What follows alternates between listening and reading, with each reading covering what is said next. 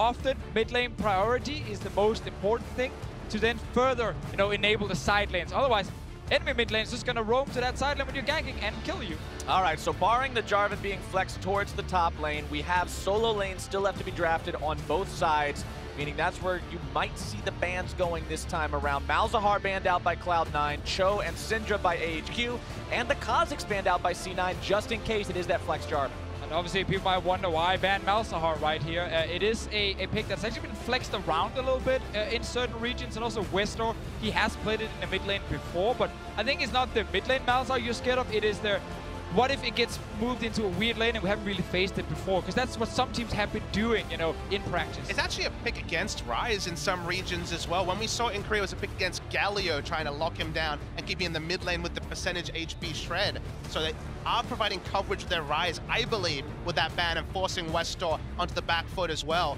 We'll go to the side of AHQ. I'm wondering if it will be Jarvan top or if the Gragas, which is still available, could still be locked in for Mountain, an ultra favorite of his, as we wait for Westor to cement, and it's going to be the Cassiopeia from him. And we're just seeing this AHQ lineup with so much scaling at the moment, and it's going to fit that game plan of try and survive early game, win late game team fights, and completely opposite on the side of C9. When you have the Ryze in the Cassiopeia matchup, the Ryze can set up ganks effectively with, of course, his little instant snare. And then you have a jungler coming to maybe see if you can lock down that kill. And I think at the end of the day, Ezreal jungle is a bit of a timer, right? The moment you see Ezreal jungle and you're against it, you're trying to buy time, stop the snowball. It's like Shaco a few years ago from the jungle. If the first blood doesn't come, the itemization is slow from the jungle, and AHQ is saying, hey, what about those 40, 50-minute games? Give us one of those. We're ready to go. Exactly. Like, if they get to late game, they should win with this composition here. C9 might go for that Nautilus. They did the same yesterday against the same kind of AD carry, where it feels to me like they want to use that Nautilus ulti just to try and delay some of the damage from Ahn, and you can actually reach him with at least a knockup, but otherwise Nautilus is kind of useless. And people were critical of it yesterday. The useless tag was thrown at him. Remember, this is again Cloud9 saying, this is our best pick, not what we're relegated to. Gnar, a famous Impact champion, is available. They looked past Maokai yesterday, which AHQ has locked in today. So C9 is going for reliable engage. Remember, instant snare from Ryze, a Nautilus top lane, has so much CC, and one of those lands, Ezreal with Storm Raiders will do the rest. I mean, again, it just fits the whole get ahead early game for C9. Nautilus was always one of the weakest late game tanks, because his own engage and CC was hard to kind of reach the target you wanted to. You gotta skill shot him with the hook, and then you gotta have this really slow knock-up that kind of going to the backline with a multi-shield AD carry who doesn't care at that point in the game, and then Nautilus doesn't offer anything else in the fight. So it is very much early to mid-game for C9, and of course it is all about killing Westor. And I like the fact that you bring up the early game Cloud9 goals and what they want to accomplish compared to the scaling power of the AHQ composition, because the conversation we were having earlier, we were talking about in the caster room how every game, it seems so far, is either 25 minutes or 55 minutes, and there's almost nothing in between. The games are either super quick or they're super long. And C9, they want the 25. Absolutely. We'll have to see what they can do as we load into Summoner's Rift for the next go round. 1 versus 1, technically 5 versus 5, but one team versus one team, AHQ versus Cloud9. Seeing if it will be the representatives from the LMS or the NALCS to walk away with the victory in this one. Remember, AHQ already has a win under their belts. They took a victory over EDG to the surprise of many. Cloud9 dropping that first game to SKT, not really to the surprise of many, but this is their chance to find that first win and get on the board. And it went from just a game for Cloud9 fans to an important one. When you see EDG drop yesterday to AHQ, you realize that, hey, win here. And suddenly, when it comes to head-to-head, when it comes to the second seed that understandably a lot of teams are really focused on in this group with SKT looking so dominant, there's a lot to look forward to here if C9 can pick up the win. I mean, a lot of people originally saw this group as sort of SKT's automatically going to get first, and then AHQ's probably not going to be competitive, and it's going to be a two-horse race for second between EDG and Cloud9, but with the AHQ win yesterday, that changed. Exactly, and that's why I think if you're AHQ and you're able to get that 2-0, you suddenly look like the favorites to make it out of this group here with SKT, despite still being a lot of games left to play. And we know from past experiences with Worlds, Day 1 and Day 2 do not decide the entire group. So European fans, don't get too sad just yet. There are still hope.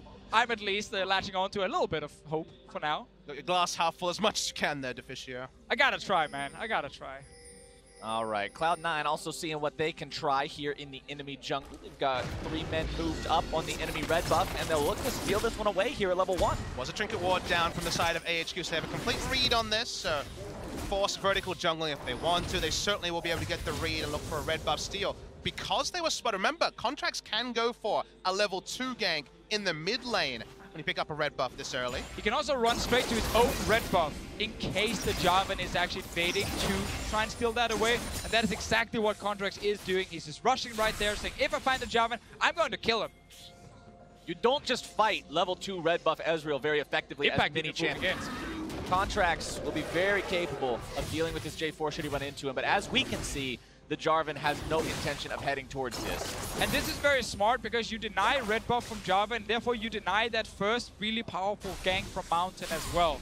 If you are C9, you know Jensen are going to play aggressive, you know Wester's going to sit at his tower, you do not want this Ryze to die very early. And I think it's a smart read because the only possible gank you could see from the side of AHQ was a level 3 or level 2 red buff Jarvan. He certainly doesn't have a red buff. That information is confirmed for the side of C9. So now he will purely play the game of trying to counter gank mid and top. That requires deep vision, that requires extra early information. So having him now have no offensive options is pretty big. As speaking of offensive options, Contract's already bot lane. Contract's going for an early gank here on the bottom side. Alba's going to eat the Mystic shot to the face. Doesn't quite find the Glitter Lance where he wants it. A little bit of damage being applied to both the bottom laners of AHQ. Contract's walking himself away, no worse for wear. Goes right back into the jungle. Not fully committing anything because there was a big wave Sneaky was killing under that tower.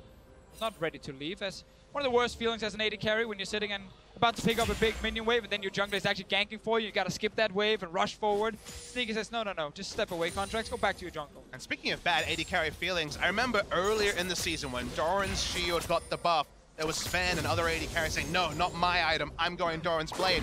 How do those AD carries feel now that apparently you can go both sides relic shield? We're going full gold generation in the bot lane, such a far cry away from longsword pots like we had a few patches ago. Definitely doesn't make you feel like a superhero, like a damage dealer, like AD but carries then the outer sensor is completed, and then you're a superhero. Let's see. Contracts is around here. He's on a ward. Hanging out on a ward, so not likely to see a whole lot happening here. Mountain at half HP sitting on his own Krugs that he recently took, so not really a whole lot to see happening here either until Contracts makes another appearance bottom side, but again, spotted.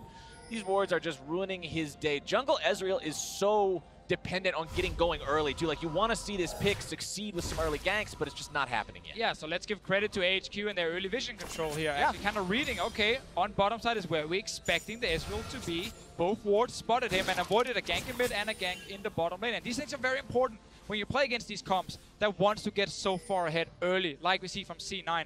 A lot of teams tend to skip some of that early vision, and suddenly they get surprised.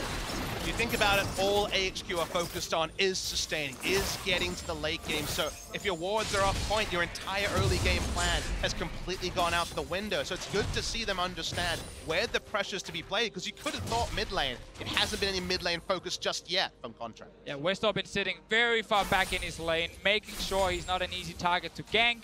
Of course, after seeing Contracts down in the bottom lane, Mountain are able to go in and steal away most of that Raptor camp and get another deep ward, while Contracts is stuck on the Crux, which kind of sucks a little bit for the S. Will take a long time for him to actually clear it in the end, and he's not able to apply pressure right now because he's trying to make sure he's not falling behind in experience.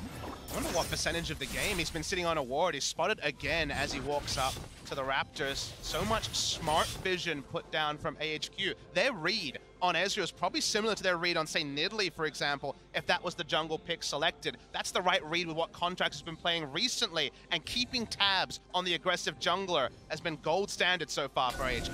And now Westlock can just hover towards the top side of his lane because he knew Contracts moved to the bottom side. And again, make it even harder for this Ezreal to execute a gank. Mountain will even found Contract.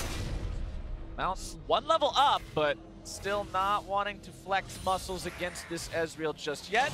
Contract's trying to steal away the chicken camp. He'll take one little tiny one. Mountain smites away the big one though. I mean, the what-ifs are what's going through the head of Mountain here. He knows the game plan. They've stuck to it so far. Sure, there's a chance of a kill, but it's Flash, it's Ezreal with the Arcane Shift. There's mid lane priority for the Ryze. You don't need to have the Bloodlust. That's not what the comp was set up for. That's not the win condition. So I like to see AHQ, wherever possible, playing smart defensive rather than just giving up creeps, because they are still keeping competitive in CS. Because if Mountain had gone all in right there on the Ezreal, with it, Westo would have to actually give up quite a lot of minions in the mid lane to try and join him. Otherwise, Jensen could just ult in with this Rise here and then instantly take down Mountain and force his flash. So it's a cool game plan. I like the discipline as well from HQ so far. It's on C9 to keep forcing though. Losing the minimum, it's an art. It's a very difficult thing because the red buff here is a smart sweep from Mountain, but we know Contract's close. Very smart sweep from Mountain, expecting these jungle Ezreal shenanigans to try to catch him at his buff in a vulnerable position, grab some cheesy free kill, but not today. Good not pressure yet. though from C9. Deep Vision coming in, killing that ward as well with the control ward. And you have Jensen controlling mid, so he's not killing Westor yet, but he's always able to move first with the Rise here. And once again, Westor knows Contracts is on the bottom side, so he's staying towards the top side. There we go, looking to make a play onto Westor now. Get the cleanse out of him that time. That point and click CC from Rise, so effective. It's why you've got to take the cleanse against this champion, but that's one tool out of Westor's arsenal the next time Cloud9 tries this. Turn to the red buff as well. Will probably be a contest. Mountain puts down the ward. Mountain really not wanting to give this one away to Contracts, but Contracts wanting to steal this now, especially with that cleanse gone from the Cassiopeia. They're confident in this 2 versus 2, but it might be even more. Contracts gonna be jumped on, but gets himself away along with taking the red. Nicely played by Cloud9 so far. They find themselves cut off by the miasma. Realm Warp comes in, gets them all out. Westor is now the one who's forced to slither away. Flash gonna be coming out as well. Impact makes the rotation, and the damage is there over the wall. First blood. Excellent teleport coming through from Impact. A lot more decisive than I expected from C9. They do pick up the first blood. It took 8 minutes, but they start to break the game open. And again, it starts with Jensen pushing in Westor, moving down first. So when Westor had time to join, he walked past that Raptor camp, found himself all alone without a good way to actually get out. And then earlier ward placed by Contract near the Raptor camp was used to TP on. And what were we saying at the beginning of this game, boys? Talking about the Cloud9 game plan every time. Play around mid, get Jensen going. This is the default that this team falls back to, and it's working now as they find the kill into Westor. An early game, what does Nautilus have? Reliable pushing and just the most reliable of teleport games. When we see the replay, we're almost surprised by the base damage of the flag and drag onto Contract. They thought they'd zoned out, but this is a really smart use of the Realm. Yeah, great TP as well. And then, of course, a ton of CC on this Nautilus here once you get onto your target. Think again about the Realm Warp. It stopped him from going back to mid lane. He had to walk towards the Nautilus. That was the only place he could go. I think another awesome thing here is C9 are not ganking mid lane. But what they're doing is they're using Jensen and Contracts together to actually play around each other. So it's not just Contracts trying to feed Jensen, it's actually Jensen using his pressure to feed Contracts, allowing him to go into the jungle, kill away some of these camps here, deny Mountain whatever he can at least, and then his Ezreal can get a bit of farm. But Ezreal is not getting any early kills, and he is currently a level down as well compared to the Jarvan. Also want to point out that Cloud9, while they did get the first blood, they had to invest significantly into it. The teleport from Impact, as well as the flashes of 4 out of 5 members of this team, means they may find themselves at a disadvantage if another skirmish happens to happen before those summoner spells come back up and available. Westor, though, still without either summoner spell, may still be vulnerable as the tanks in the top lane just continue going back and forth, blow for blow. You can see the catalysts up on both of them, so the build's going to be very similar here as well. Jensen and Contracts, again, just trying to counter jungle whenever possible. Even if the pick ban wasn't enough, you press tab, you see that already a very fast Targon's Brace is completed for Arn. You're under no sort of illusion that AHQ is trying to lose the minimum. It's an Infernal Drake spawn. First, there's 4 control wards already placed around. AHQ keep waving the white flag and saying, not now, we'll get there later. So I'm going to look for C9 to make that Infernal Drake take as fast as possible. Absolutely. Now grabbing the root onto On. Sneaky playing aggressively on this Xayah now, utilizing that Blade Caller to get the Feather Root. And I want to talk about like the next step for C9. It really is around bottom side. Push in this lane here from HQ, roam down with Jensen first, who can always move before the Cassiopeia, and then just get pressure on bot lane here. And that suddenly means there's now a Dragon available. There is no teleport from Impact. Zip needs a few more seconds on his. Cloud9 going for this now. Get away, that Westor! TP available. Westor trying to get out, but now he may just be collapsed on, getting himself the Petrifying Gaze. The damage coming down onto Jensen. The root into the dunk mount, not able to find it!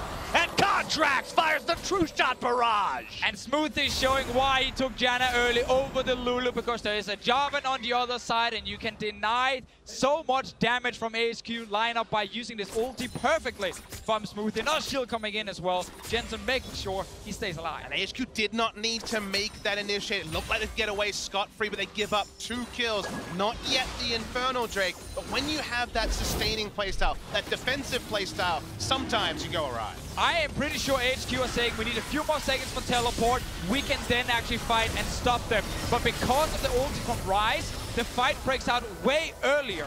And then suddenly the TP was not ready, because it was up about the time Westor died, TP was ready from Ziv. We're talking a few seconds, but because C9 disengaged from the Drake and take the fight, well, then AHQ's game plan kind of go out the window. And now the TP is up, not only for Ziv, but we're just moments away from it being available for Impact too. So both top laners will now have the opportunity to get involved in the next fight when it happens for that Infernal Drake. And that was kind of the thing before here, where AHQ actually were happy enough giving up First Blood for a teleport, because it meant that Arn and Albus in the bot lane would be safe for a little while. You can't really create a tower dive with the Ryze if the enemy Maokai can just TP in and stop you. Now the fact that C9 still managed to get a few kills and get Impact TP back, well, suddenly C9 can play around this bot side and actually do it properly. And speaking of properly playing around these things and setting up the fights, Ardent Sensor now up on both of these supports means that you are going to have that extra fighting and damage capability in the fight. But that's the only even thing about where the game is at. It's obviously recurve both pickaxe for Cosmos. So far from the Rage where they're actually teleporting in after the Drake goes down. The attempted steal from Mountain not quite coming through. Contracts making sure to use the True Shot Barrage to get the burst down there as well as Mountain going to find himself caught out over the wall. EQ comes back in time to get himself back to safety. Didn't have the flash there, so really needed that. Contracts now chasing further after Albus. A little bit more damage to do the trick, but the flash away from the Lulu keeps him alive. Smoothie and Contracts continuing to apply the pressure after grabbing the objective. Yeah, because now it's Ziv without teleport, because he was trying to use it there very late for that Drake. They could never actually fight for it, so it was just a bad call from Ziv and AHQ. And C9 will now get full control on the bottom side. Ryze can move down, they can even TP in, and they will get a lot of damage on tower. Yeah, the snowball plan's really working here for C9. When you think back to what happened when the double kill came through from C9, honestly, I think taking away the aggressive control wards that C9 had placed down to allow, say, a level 11 Realm Warp from ruining bot lane was higher priority than denying an Infernal. You already have a fantastic late game fight on the side of AHQ. You don't need to fight for everything, and choosing between what you give up and what you fight for is what AHQ drafted themselves into. They drafted themselves into that corner. And that's why it's actually a shame, because the first 10 minutes we felt like they were really following that game plan. Not taking any risky fights, not giving away anything. Westor played super safe in his lane. After 10 minutes though, that game plan kind of disappeared, and they were suddenly calling for fights for no reason at all. It's cost them now twice, and C9 have already picked up the first tower. I mean, let's talk about what would have happened if it was, say, match teleports, a 5v5. It's Abyssal Mask buffing up the Ryze damage versus a Catalyst and some other tank items. It may have been Ardent Sensor on both sides, but the Rage Blade wasn't complete yet. They didn't have the tools to fight, and it certainly didn't have the levels and the time to fight. So that's why it's so strange. The teleport came in, the fights went in. It's been up and down from AHQ after a solid first 10 minutes. AHQ will need to continue playing patiently and safely if they want to be able to win this game. That is pretty much cemented at this point. But if you're Cloud9, what's the next step to continuing to snowball this lead and getting where they need to go? And I think just following on from that question, it's both teams kind of have to, specifically AHQ, what do we have to fight around? Because it keeps morphing as lanes get longer, as the ability to put down wards on first Rift Herald, then Baron gets longer. It's so hard to choose, and it evolves depending on the mistakes you make early. Yeah, the plan here for C9 now is to continue playing around Sneaky and Smoothie. It's actually not about playing around Jensen specifically. They just need him to push the lane and be able to move to the 2 side lanes. He can then either go bot lane and gank, or go top lane and secure another tower or Rift Herald. He's going for the gank option. Bottom side, it's going to be Impact, locking down the Ziv with the CC. Nature's Grass comes out. Ziv trying to buy himself some time to get away from this one, but I don't think it's happening today. The damage from Jensen should be enough to take him down. Flash away. Oh. Twisted advance onto the scuttle grab, but Jensen will flash right after him, landing the root. Now Westor showing up, dropping the miasma. True shot barrage coming down. They're bringing in the cavalry, and Jensen grabs the kill onto Ziv. Now Westor sticking around a little bit too long. Petrifying Gaze not quite going to be finding the stun today. Contract looking to chase him down, but now the combo is interrupted, and Sneaky grabs the kill and him out. Like bowling pins, they come one by one and get bowled over by C9. All they can clear is some wards on the top side. Just a bit of topping up with the Monsoon, and it's going to be mid lane turret, and this snowball is starting to crash down the hopes of AHQ. From a snowball looking more and more like an avalanche, Cloud9 building this lead, going from the early game into the mid game, rotating around as a team, finding these picks, finding these moments. Let's take another look at how it happened. This situation here, when Jensen is deciding to go bottom lane, it actually gives AHQ a chance to make a play on the top side with 4 versus 3. But they decide to say, we can actually try and save our Maokai. Ziv is doing a great job just buying a lot of time. But his team is not doing anything with it because they make the call to actually go down here. And then suddenly, Maokai can't get out. Westor needs to use everything to escape. And Mountain is saying, I want to save my mid laner now. You look at the minimap, and all they really got was a couple of control wards around the Rift Herald. And then because people are living so long, because earlier damage was a bit higher than expected, commitments are being made. And that's where I feel the communication, that final killer call of commit or disengage is starting to go awry, because in a couple of half-second decisions, AHQ have really opened up an advantage for C9. Yeah, it really seems like AHQ are deciding on a play, and then no matter what happens, they're going to stick to it. The call there was try and save Ziv, and that's why they kept walking in one by one, even when they could have just stepped away and let him die and nothing else could happen. Same with the Drakes earlier, where it very clearly seemed like they were saying, we need to fight for this Infernal Drake. And then it actually ends up costing him because they were not ready with TP first, and they definitely should not go for the second one. Talking about those Infernal Drakes, it's under a minute now before that second one spawns. That is exactly what Cloud9 wants to see with this snowballing plan. You love to see those high-value Drakes come out when you're in total control of the map, in total control of the game. They'll love to set up for that one and grab it for themselves. And AHQ likely going to have to do what we talked about earlier and just continue to concede these objectives, because fighting is becoming more and more difficult. And what I've really loved about C9 is they've been well drilled in terms of their preparation for objectives, because they had 3-4 control wards around the Infernal Drake, eventually took it, moved 3 topside, thought they'd get a Rift Herald, eventually there was a fight, and speaking of fights, now we've got Cloud9 going to be collapsed on in the enemy jungle. Over the wall goes Mountain, able to find the dunk on a contract. Well, Morph can't save him just yet. Sneaky and Smoothie show up a little too little, a little too late.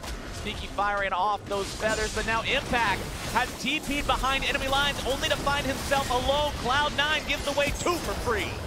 bit of a misread here. They had previously been played around Ridge, and we saw them setting up and starting to move their wards down bot side, but they were looking for a red buff steal, and that ended up being one objective too aggressive on the side of C9, and they'll probably give up Infernal on the backside. Yeah, that is a huge one here by AHQ. While C9 have been able to get so much gold before this by punishing a lot of mistakes, it's now actually the other way around. And the thing is, as we said in Champs League, like HQ's comp is insane in the late game. They've just been making some risky plays that cost them a lot of gold, but the fact they're getting 2 kills back plus Infernal, that is huge for a potential comeback. We're definitely not in 3-sweeper territory yet, so there are wards here giving AHQ advanced information, and C9 feel like they can play in multiple parts of the map. The collapse from AHQ was first, was on point. Doesn't matter how many items are stacked onto the Rise and onto the Xayah. They give up the Infernal as well. You look at the gold lead, it's not 5,000 yet. It's still going to be closer and closer as the game goes on, and C9 need to find a way to stick their leads. And look at what's being displayed on your screen right now. Cloud9 with a lead at 20, a 74% win rate. If they have that, that seems solid at first, but then you look at where that ranks among all other Worlds teams, they're 22nd out of 24. And that's including play-ins, remember. That's a lot of teams, and that is not a strong suit of their game plan. They are not following into what we saw earlier with playing around control wards. People across the map making decisions that may cost them. And what we can say about AHQ, it was fully evidenced yesterday against EDG. You give them late game, they've drafted for it, they're ready to go. We know HQ will never give up in these late game fights here. They're trying to protect Ann every single time and see if he can be the big carry. Westor is trying to at least deal a bit of damage, but it's not about him. Normally when we see HQ in late game, it is really about just protect this AD carry. Cloud9 unleashes Shelly in the top lane, finds himself their third turret. That will be the final one in that outer ring. But what did we see yesterday, guys? We saw AHQ against EDG in a match that went forever. EDG made quite a few punishable mistakes, and AHQ, because of that, found the win. Cloud9 cannot allow themselves to fall into the same trap, or they might suffer the same fate. Now on, they be collapsed on here, Cloud9. 5 men strong, we're gonna take down the AHQ bottom lane. Root comes out, damage comes through, Wild Growth is there, but it will not be enough. On goes first, Albus goes second, and Cloud9's looking for Baron. And that's the kind of play you're looking for if you are C9. You're still trying to play this fast game here. Great use of the Rise ulti here from Jensen. They're fighting again. Still trying to stop this. AHQ is not willing to go quietly into the night on this one. Mountain over the wall, ready to steal if need be. Jensen walking away with 10% health. Scryer's Bloom fired off.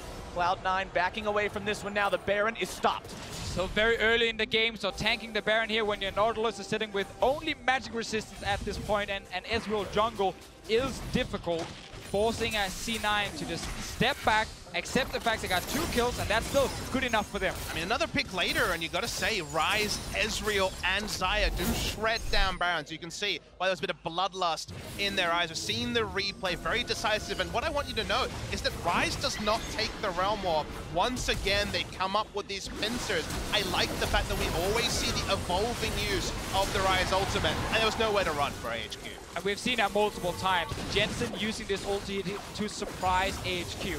AHQ very clearly have that plan in mind that then gets completely destroyed because of how fast multiple C9 members show up behind them. And I want to talk about something a bit more general as the game starts to slow down a little bit, and it's about the Ardent sentiment. It's about delay tactics, it's about what we see AHQ draft and what we'll see many more teams draft, these containment drafts, the trust in the late game. I still am fully on the side that playing aggressive is the way to play, even if you do draft Ardent Sensor, because guess what? The shortest way between 2 points on the map is the aggressive path, and if you have the wards down, if you've already done the due diligences, if you're there first, you will reap the rewards. So C9, so far, have largely been able to do that. That's why they've grown to gold lead, and I think that's the right way to play the meta.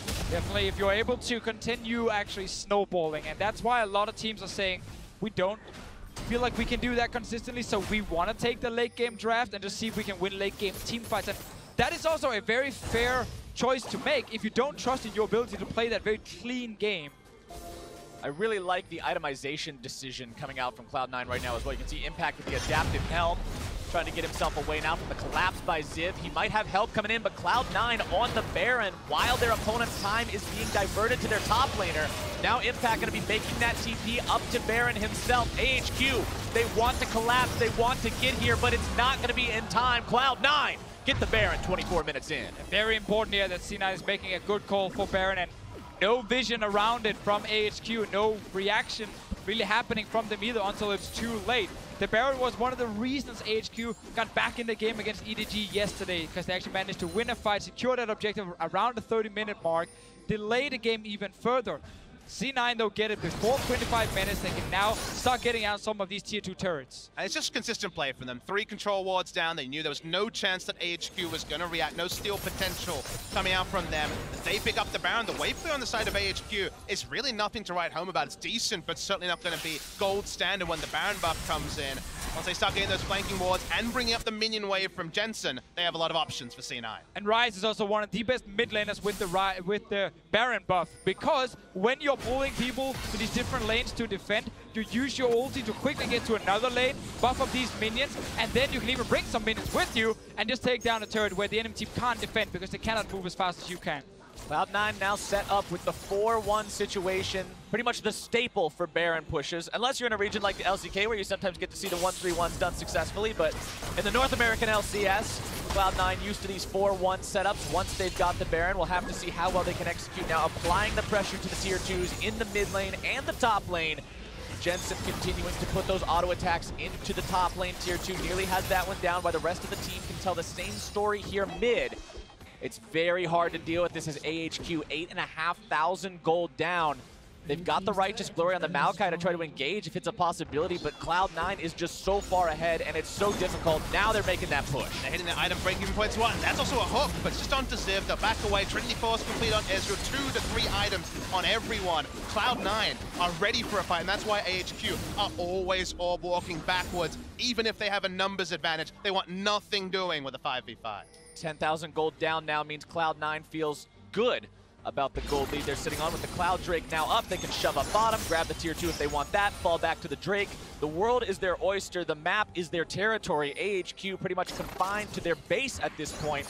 Almost 2 full minutes still remaining on Baron as well. They've got plenty of time to work. And it's just a pleasure to see C9 play the side lanes multiple times.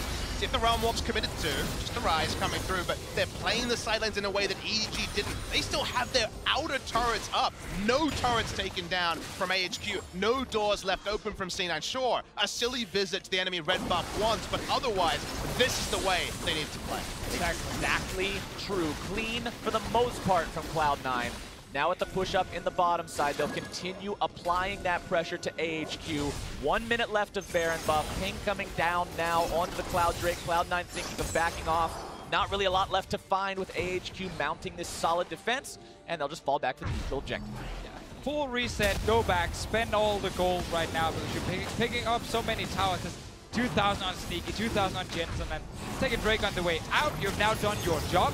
And this is again why getting early Baron in these comps that want to really win the game as fast as possible are just so key. And it's one of the objectives we see these defensive teams stall around for a long time. You get these Baron dances that can last multiple minutes, but in this game here, AHQ's defensive vision is very lackluster, and they're just getting pushed into multiple lanes. And you just talked about the buying, how they had to spin that gold. Gold in your pocket doesn't do anything for you, but now big items coming online for these guys. Seraph's Embrace being picked up by Jensen, the Infinity Edge picked up for Sneaky. Their impact in these upcoming fights is going to be significantly more than it was before, and you've got to be that much more careful if you're AHQ. You're at the point in the game where the current situation with the map and the current situation with the gold deficit means that one big mistake and this game's GG.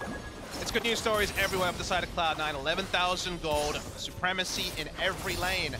Really makes you cast your mind back to yesterday where SKT really put Cloud9 to the sword in similar fashion to what C9 are doing here. Remember, EDG's the other team in this group. If we see EDG play like they did yesterday, there is a world where you leave day 2, and sure, it's an early prediction, but feeling really good about Cloud9 maybe getting out of groups. Jensen putting himself in the wrong place at the wrong time, pops the Zonias with the Realm Warp to get away to the rest of his team.